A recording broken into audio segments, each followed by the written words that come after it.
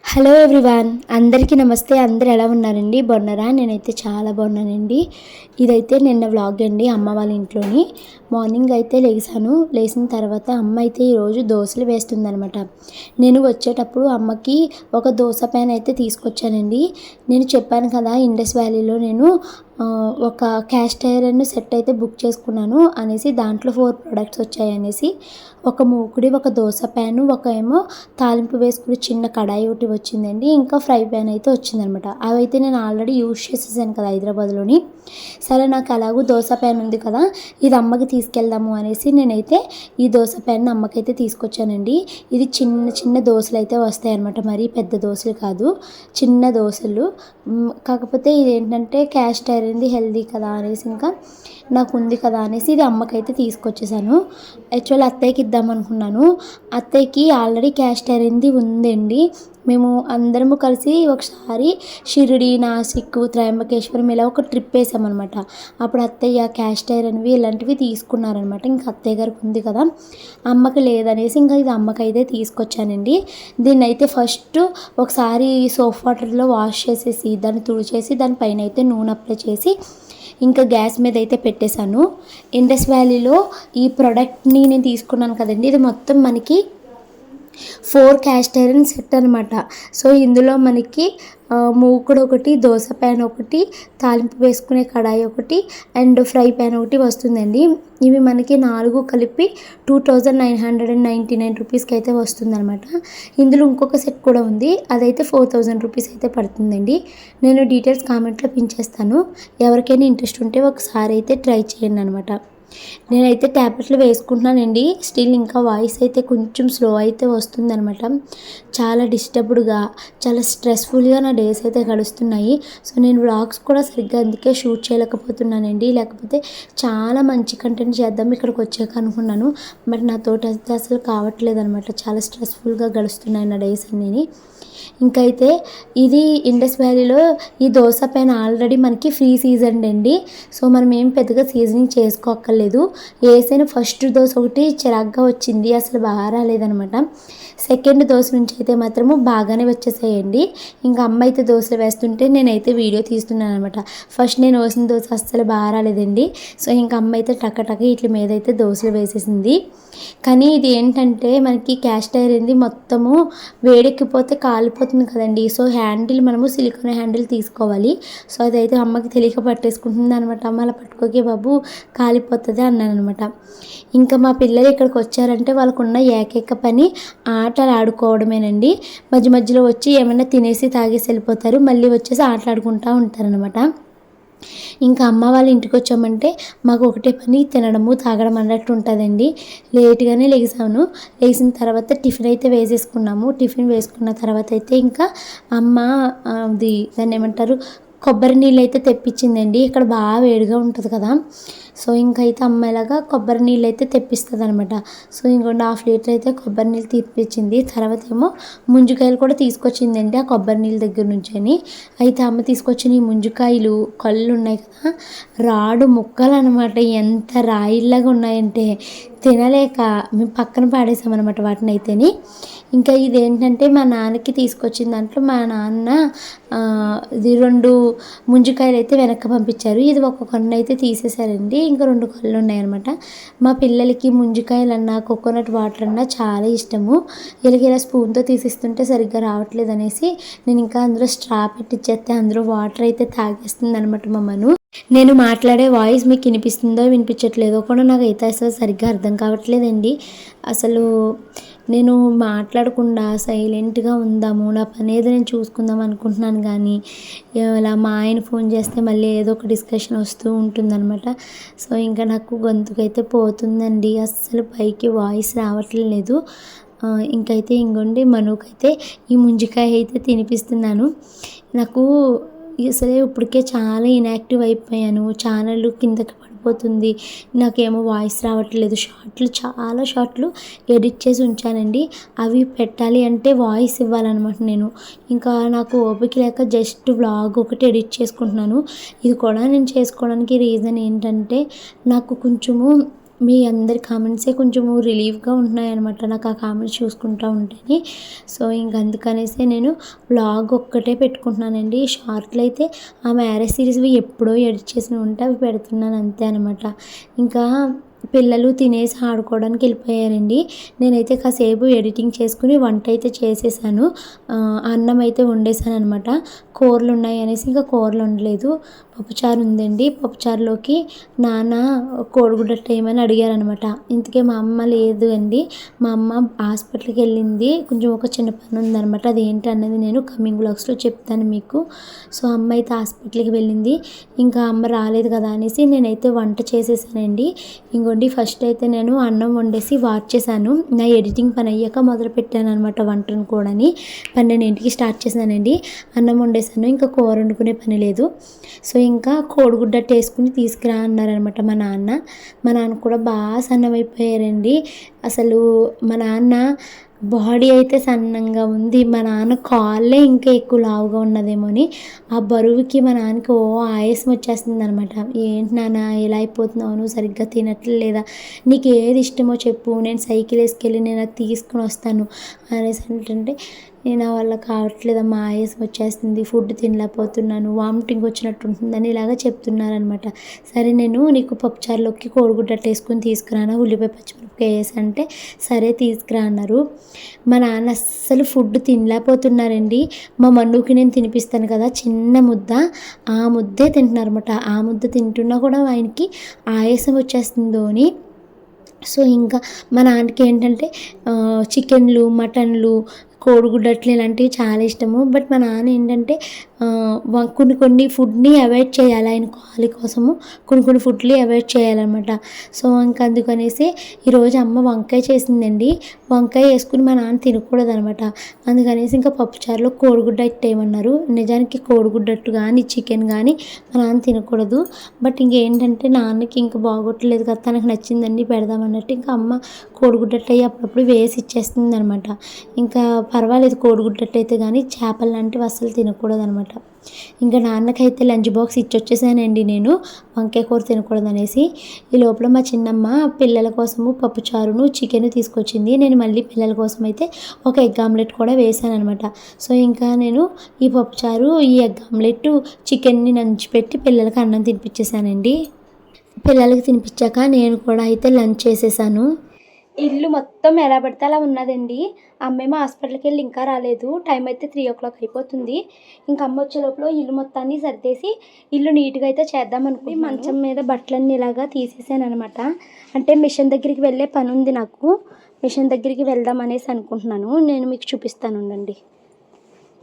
ఇదిగోండి, ఈ డ్రెస్ నాకు మా చిన్నదిన పెట్టిందండి. అయితే ఇది ఇప్పుడు నేను కాటన్ కదా కుట్టించుకుందాము, ఈ సమ్మర్లో వేసుకోవడానికి ఉంటుంది, మిషన్ దగ్గర ఇద్దామనేసి హైదరాబాద్ నుంచి అయితే నేను తీసుకొచ్చేసానండి. ఇది వదిన బెంగళూరు వెళ్ళినప్పుడు నాకు పెట్టిందనమాట. సో ఇప్పుడు ఈ డ్రెస్ని అయితే మిషన్ దగ్గర ఇస్తున్నాను. ఇంకొకటి ఏమో ఇది లాంగ్ డ్రెస్ అండి, చాలా లాంగ్ అయిపోయి నేను వేసుకోలేకపోతున్నాను, దీన్ని సైజ్ చేయించాలి. సో ఈ బట్టలన్నీ మిషన్ దగ్గరికి తీసుకెళ్దాం అనేసి అయితే పక్కకు పెట్టాను అనమాట. నేను వీటిని పక్కన పెట్టేసి మిగతా బట్టలు అయితే ఇంకా నేను బ్యాగ్లో సర్దేసుకుంటే ఈ మంచం ఖాళీ చేసేసి ఇల్లు చూడండి పిల్లలు, ఇలా ఉంది ఇల్లు. బాగా ముంచుకాయలతో అయ్యి చిరాకుగా ఉంది. సో ఇంకా ఈ ఇల్లు అయితే నేను ఇప్పుడు శుభ్రంగా సర్దేస్తాను. ఈ బట్టలన్నిటిని అయితే నేను సర్దుకుంటున్నానండి. మిషన్ దగ్గరికి తీసుకెళ్లాల్సినవి మాత్రం ఒక కవర్లో పెట్టేశాను. రిమైనింగ్ పిల్లల బుక్స్ అండ్ ఇంకా పిల్లలవి కొన్ని బట్టలు అయితే తీసుకొచ్చామంట. అంటే అమ్మ వాళ్ళ ఇంట్లో బట్టలు ఉంటాయి కాబట్టి నేను ఎక్కువగా బట్టలు ఏమీ తీసుకురాలేదు పిల్లలవి. కాకపోతే కొన్ని ఏంటంటే పిల్లలవి ఇక్కడ స్టిచ్చింగ్ చేయించాల్సినవి ఉన్నాయి, వాటిని మట్టుకే తీసుకొచ్చాను. మిషన్ దగ్గరికి తీసుకెళ్లాల్సినవన్నీ నేను సైడ్ పెట్టేసి రిమైనింగ్ బట్టలు ఉన్నాయి కదా, అంటే ఇక్కడ ఏమన్నా చిన్న ఫంక్షన్స్ లాంటివి తగిలితే వేసుకుంటూ ఉంటాయి అనేసి మొన్న మ్యాక్స్లో తీసుకున్న టీషర్ట్లు, జీన్స్ ప్యాంట్లు అవి ఉన్నాయండి. అవైతే నేను తీసుకొచ్చాను అనమాట, ఎందుకైనా ఉంటాయి అనేసి. సో వాటిని అయితే బ్యాగ్లో పెట్టాను. ఇదేమో మా హస్బెండ్ తెచ్చుకున్న బ్యాగ్ అండి, అది కూడా ఖాళీ అయిపోయింది. సో ఆ ఖాళీ బ్యాగ్ని కూడా ఇందులో దూరిపేసి జిప్ అయితే పెట్టేసి ఇంకా దీన్ని ఇంకా నాకు ఇప్పుడు అయితే అవసరం లేదు కదా ఈ బ్యాగ్ అనేసి మంచం కిందకైతే తోసేద్దామని కింద అయితే పెట్టాను. ఈ బెడ్ చూసారా ఎలా ఉందని. ఇప్పుడు ఈ బెడ్ మొత్తాన్ని సర్దాలి. అమ్మ అయితే ఇంటికి వచ్చేసింది అనమాట. ఇంకా అమ్మకి అన్నం పెట్టాను, అమ్మ అన్నం తింటుంది. ఇంకా నేనేమో ఇవన్నీ సర్దడం అయితే స్టార్ట్ చేశాను అనమాట. నాకు ఇలాగ బెడ్షీట్ని డైలీ ఒకే వైపు చూడడము నచ్చదండి. సో అందుకనేసి బెడ్షీట్ ఒక రోజు ఇలా ఉంటే ఇంకొక రోజు ఇంకొక వైపుకి తిరిగేసి అయితే మడత పెట్టేస్తాను. ఇలా మీలో ఎవరికైనా ఇలాంటి అలవాటు ఉందేమో కామెంట్ చేయండి. అలా అని నిన్న వేసిన బెడ్షీట్ని ఈరోజే తీసేసి ఉతకలేము కదా, అలా ప్రతిరోజు ఉతుక్కున్నా కూడా బెడ్షీటు చిరిగిపోతుంది వెంటనే. అందుకనేసి నేను ఇలాగ తిరిగేసేస్తాను అనమాట. నాకు బెడ్షీటు నీట్గా వేసుకున్న రోజు చాలా ప్రశాంతంగా అనిపిస్తుందండి. నేను ఎక్కడ మడత ఏమీ లేకుండా మొత్తాన్ని లోపలికి పెట్టేసి అందంగా అయితే వేసుకుంటాను. నాకు అలా వేసుకుంటేనే నచ్చుతుంది. అండ్ మనము బెడ్షీట్ని ఇలా వేసామనుకోండి ఒక 1 వీక్ అయినా అది ఊడకుండా చాలా బాగుంటుంది అనమాట పరుపుకి. సో నేను ఎప్పుడు బెడ్షీట్లు అయితే ఇలాగే వేసుకుంటాను. మా ఇంట్లో కూడా అంతే. మా అమ్మ వాళ్ళకి వచ్చినప్పుడు కూడా నేను ఇలాగే వేస్తాను అనమాట. సో బెడ్షీట్ అయితే వేసేసానండి. ఇంకా అన్ని కార్నర్స్ని లోపల బెడ్ లోపలికి అయితే దూర్పేసానంటే పిల్లలు ఎన్ని గొంతులు వేసినా కూడా అదైతే ఊడదనమాట. ఇంకా పిల్లోస్ని కూడా వేసేస్తున్నానండి. ఈరోజు ఈ వీడియోకి నేను కామెంట్స్ని ఫాస్ట్ చేయడం కానీ లేదా టర్న్ ఆఫ్ కానీ చేసేస్తానండి. ఎందుకంటే పాపం మీరు నా మీద ఇష్టంతో చాలా కామెంట్స్ పెడుతున్నారా. నేను వేటికి రిప్లై ఇవ్వట్లేదండి, ఇవ్వలేకపోతున్నాను నేను. ఎందుకంటే మొన్నేమో బాగా నెక్ పెయిన్ వచ్చింది. ఇప్పుడు మెడిసిన్ వేసుకున్నాక నెక్ పెయిన్ తగ్గిపోయింది. సో నేను ఇంక అందుకనేసి ఫోన్ ఏమి ఎక్కువ తీయట్లేదు అనమాట. నేను వ్లాగ్ కూడా చాలా తక్కువ షూటింగ్ చేస్తున్నానండి. పెద్ద ఎక్కువగా ఏమి షూటింగ్ కూడా చేయట్లేదు. సో ఎందుకులే పాపం మీరంతా కష్టపడి కామెంట్స్ టైప్ చేస్తున్నా నాకు రిప్లై ఇవ్వకపోవడము నాకే బాధగా అనిపిస్తుంది. సో అందుకనేసి కామెంట్స్ని హోల్డ్లో పెట్టేద్దాము, అంటే టర్న్ ఆఫ్ చేసేయడం కానీ ఫాస్ట్ చేయడం కానీ చేద్దామా అని అనుకుంటున్నానండి. తర్వాత ఇంకొకటి ఏంటంటే కొంతమంది ఎలాగ కామెంట్ చేస్తున్నారండి. అదేంటంటే నువ్వు మీ అమ్మాళ్ళ ఇంటికి వెళ్ళిపోయి పందిలాగా తినేసి కూర్చోవడం కాదు, మీ అమ్మకి ఏదైనా పని చేయొచ్చు కదా, మీ అమ్మకు వండి పెట్టచ్చు కదా అని ఇలా కామెంట్ చేస్తారండి. నేను మీకు చెప్తూ ఉంటాను కదా, నాకు అసలు వంటలు రావు ముర్రో అనేసి.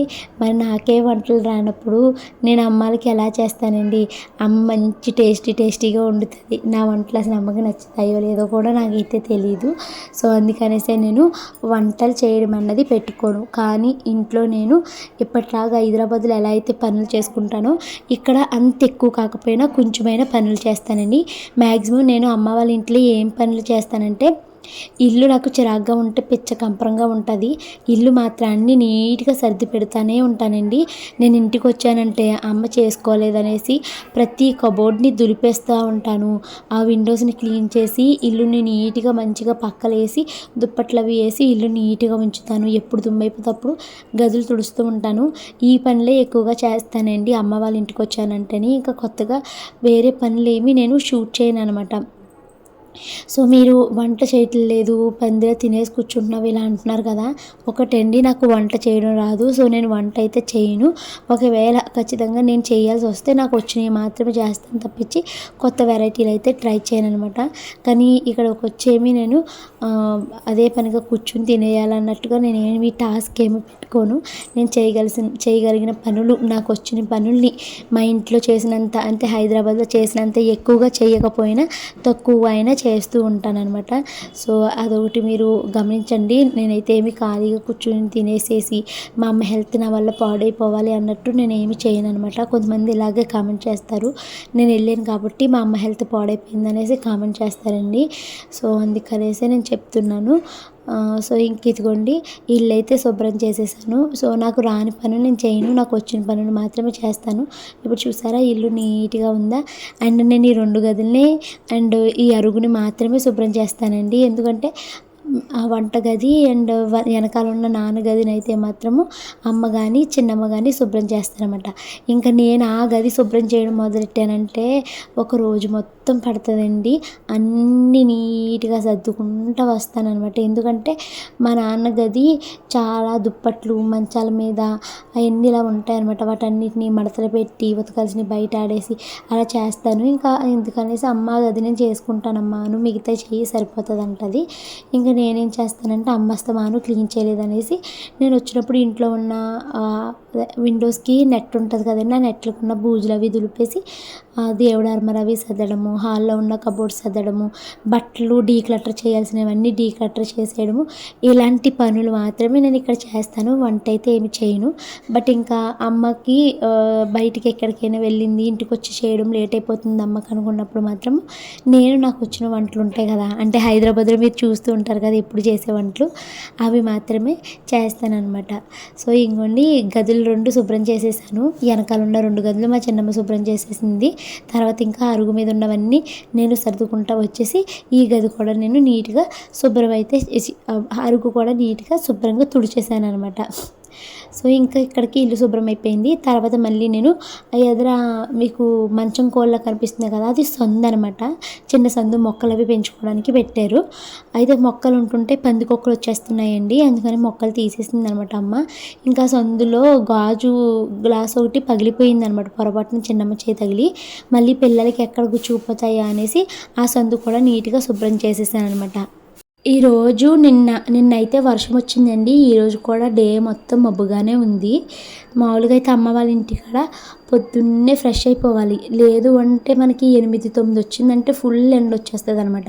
ఇంకా పిల్లలకి ఎండలో స్నానం చేయించానంటే ఒళ్ళు మొత్తం పేలిపోతుంది అనేసి అమ్మ వద్దు ఇంకా సాయంత్రాలు చేయించు, ఇప్పుడు చేయించొద్దు అనేసి అంటుంది అనమాట. అందుకనేసి ఇంక ఈరోజు నేను కానీ పిల్లలు కానీ ఇంకా ఫ్రెష్ అవ్వలేదండి.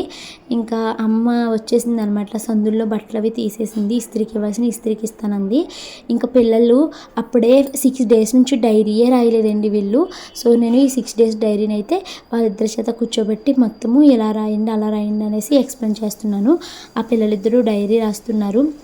నేను అసలు ఎంత ఇదిగా అయిపోయిందంటే నాకు దేని మీదే ఇంట్రెస్ట్ ఉండట్లేదు అనమాట. వాళ్ళని చదివించాలని, వాళ్ళని కూర్చోబెట్టాలి, టేబుల్సే నేర్పిద్దాం అనుకున్నాను. బట్ నేను ఏమి చేయలేకపోతున్నాను. వాళ్ళు ఆడుకుంటూకి వెళ్తే వెళ్ళని అనేసి వదిలేస్తున్నాను అనమాట. ఇంకా పిల్లల్ని చదివించడం కంప్లీట్ అయిన తర్వాత వాళ్ళిద్దరికి అన్నాలు అయితే తినిపిస్తున్నానండి. అన్నాలు తిన్నాక మళ్ళీ ఆడుకోవడానికి వెళ్ళారు. ఇంకా అలా ఆడుకుని ఇంటికి వచ్చిన తర్వాత 9 కల్లా వాళ్ళిద్దరికీ స్నానాలు చేయించాను. నైట్ అవి కూడా వేడి నీళ్ళే చేయించానండి. వాళ్ళిద్దరికీ స్నానాలు చేయించడం అయిన తర్వాత నేను కూడా స్నానం చేసేసి నేను అన్నం తినలేదండి. నాకు స్టమక్ అంతా ఫుల్గా అనిపించింది అనమాట. పిల్లలకే తినిపించాను. ఇంకా నేను ఫుడ్ అయితే ఏమీ తినలేదు నైటు. ఇంకా నేను పిల్లలిద్దరికీ స్నానాలు చేయించి నేను కూడా ఫ్రెష్ అయిపోయి 10:30, 11 ఆ టైంకి అయితే పడుకున్నాను. మళ్ళీ నెక్స్ట్ డే మార్నింగ్ అంటే ఇప్పుడు వాయిస్ ఓవర్ ఇస్తున్నాను కదా, ఎర్లీగా లేసి ఇప్పుడైతే వాయిస్ ఓవర్ ఇస్తాను అనమాట. 6:30 ఆ టైంకి రోజైతే నేను నిద్ర లేచిపోయాను, ఎర్లీగా పడుకుని ఎర్లీగా లేచిపోయాను అనమాట. సో ఇదండి రోజు వీడియో.